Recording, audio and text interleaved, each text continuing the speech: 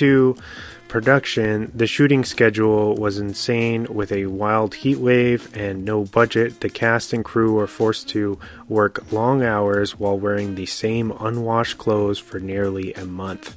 The farmhouse, which was located near Round Rock, Texas, was covered in real animal blood and animal bones, which were all required from a slaughterhouse, and naturally decomposed animals from the surrounding areas.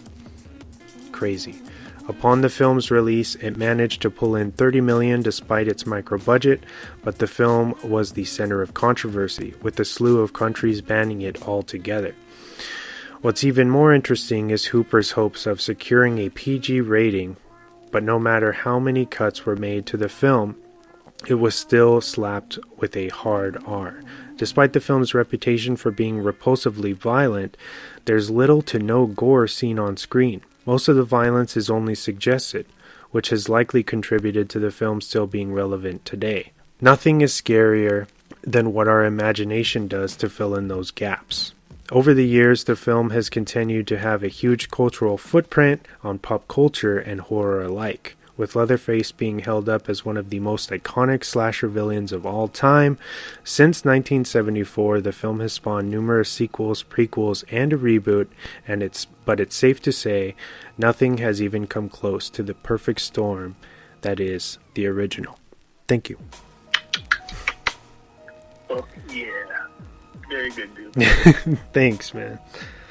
I try. So, with that, I wanted to open up the floor to you and start off by asking, like, what do you remember watching this for the first time, and what are your memories of it, and how did it affect you as a, kind of a veteran horror fan? It was always, like, when I was younger, it was always one of those movies that my mom told me to stay away from. Like this, The Exorcist. But, like, as I got older and started to, like, watch more things and be curious about certain genres and subgenres of movies, I was like, man, what does she know about this? So it was one of those movies, just like Evil Dead, where a couple of my friends after school one day we rented it and popped it in, and we all watched it for the first time. I think it was like 7th or 8th grade. And that opening scroll, like, reading it, I'm like, man, what the fuck did I get myself into? Like, I could have just listened to my mom. Definitely scared the shit out of me just from that crawl. The history of cinema, not just horror, like, it kind of, changed what type of movies I thought I liked forever, and was kind of one of the first ones to get me into that, more of the gore. And I don't think I've always wanted to see it in the theaters. I don't think I've ever seen it. It's definitely a bucket list to see it on the big screen. Definitely. I'm with you on that one. I haven't had the chance to see it on the big screen yet, but again, definitely on the bucket list. I think that would be incredibly unsettling, more unsettling if that's even possible. What about you, dude? What's your relationship to the movie? Honestly, so growing up, I grew up with my grandparents, and we've always been pretty big in genre films, specifically my grandmother. And I remember one day I was just like, I've heard a lot about this film. What is it? What is it about? And basically she was like, oh yeah, it's like this crazy movie about pretty much this dude who, like, skins people, and he wears their faces, and he chases women around with a chainsaw, and then after that, I was like, I'm really interested in seeing them, because I was young. I was under 10, and I've always been fascinated with just, like, the history of cinema, and watching, like, going back in time and seeing where filmmakers were at in different eras. And And so they took me to rent the original. We found a copy. I think it was still on VHS, and I watched it with her, and I thought it was incredible because it seems like you're watching something. The way that it's shot and it's so grimy and realistic that you kind of feel like you're watching a snuff film, like.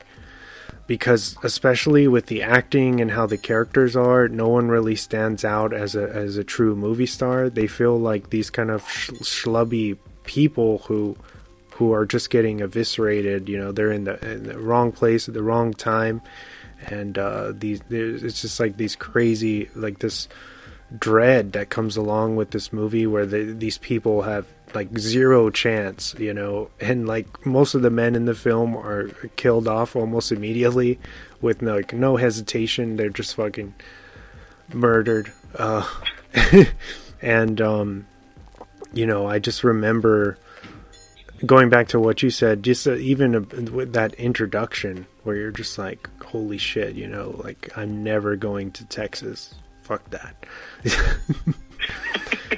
And what I loved about this film is that a lot of horror filmmakers, American filmmakers, they kind of take this somewhat xenophobic route where they want to do it where like, oh, you know, these backpackers are going to Australia or somewhere that's out of America, you know, all of these people are out of their comfort zone and they're attacked by foreigners essentially.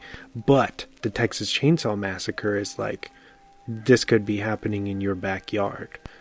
And that's what I feel like sets it aside and really makes it something special, you know, like this could have happened or could be happening right now.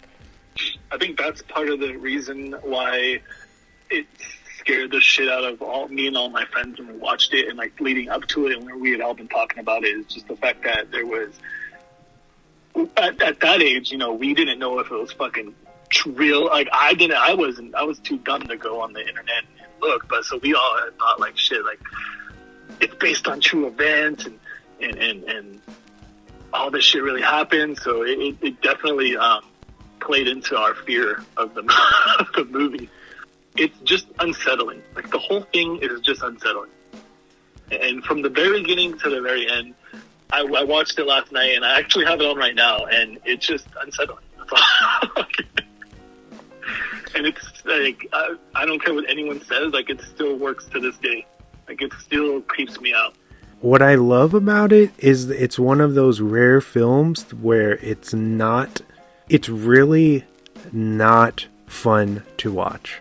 You know, but any true horror fan is going to be like, yeah, it's one of the best, but it's not something that you can watch all the time because it's so uncomfortable, and no matter how many times you watch it, you can't get past that feeling that it gives you.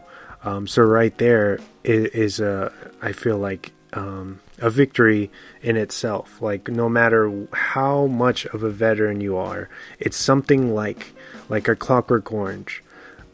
You know, it's a beautiful film, but you have to be in the right mindset, in the right mood to really pop it on and check it out. You know, it's not something that you're going to watch like every other week or put it on, you know, for background noise or anything like that. It's just, it's on its own level, essentially. Totally. And going back to that, like, fucking, it's funny that you brought that up about like a comfort movie. Like, no joke, on Twitter a couple of weeks ago, I legit saw someone say that this was one of their comfort movies.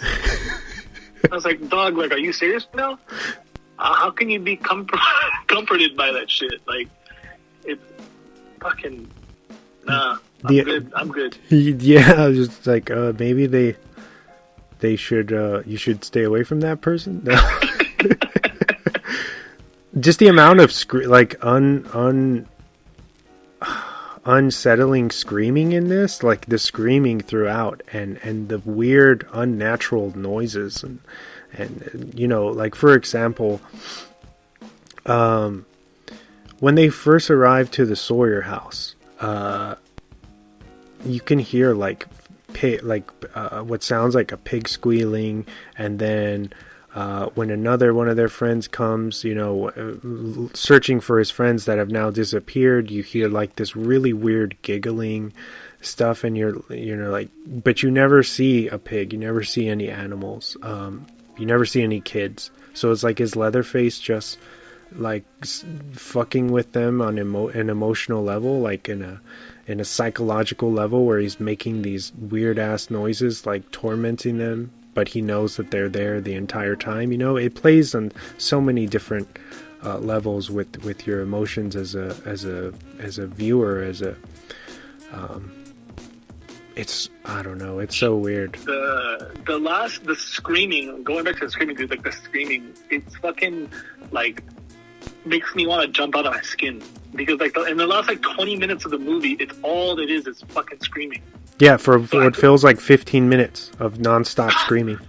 That's why I mentioned that, like, it's like a bucket list to see it on the big screen, because I can only imagine how fucked up it is to see in a good setting.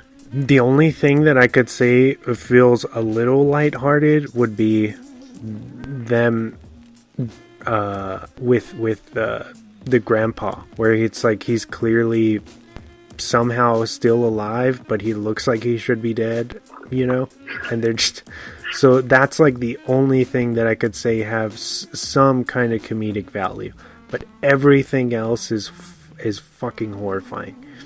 And it's just a masterful exercise in tension, in building tension, and just driving your viewers up the wall where they don't know exactly how to feel through this entire thing. And luckily it's not very long, so it moves very fast. You kind of want to fucking jump into the shower and just fucking yeah bathe everything your way your eyes have seen in the last hour and 24 minutes, 25 minutes. It's a great precursor to found footage too, like, although it's shot a lot more artsy than it gets credit for, because you have some really great iconic dolly shots, specifically like when, I forget her name, but Sally's friend, when she goes up and she's walking in up to the Sawyer house, they follow her, and you just have she's walking towards the Sawyer house, and you just have the house and her perfectly in frame, and it's following, and there's this fluidity. And I think that they even recreate it in the Jessica Biel remake, where Jessica's walking up to the house, and they frame it that exact same way. So a lot of the cinematography is a lot more pronounced than I feel like it gets credit for. And then talking about, we haven't really talked about Leatherface a lot in this. It's crazy because watching this now, because I hadn't seen it for a few years, I watched it twice to prepare for the show. You can't really put a place on what age he is. Obviously, he has some kind of, he's like mentally handicapped, I think is what they're trying to say. They never outright say it for him, but he doesn't really talk. He rather, he talks more with his body and his body language. And what I think is, and not to protect him, because he is obviously a bad guy, but I feel like you think he is the villain behind everything, and then when you get about halfway into the film, it's interesting because you realize that he's just another pawn in the what is the gas station owner is like the real mastermind behind everything, and they're kind of using him as the Leatherface as the muscle to be able to eat, and then that's leading us into the fact that it's a film talking about people, and their jobs being taken away, and then having these families resort to cannibalism to continue on with life. So it's that right there is pretty a ballsy move. You know what I mean? Because you have like these people who are obviously, I feel like,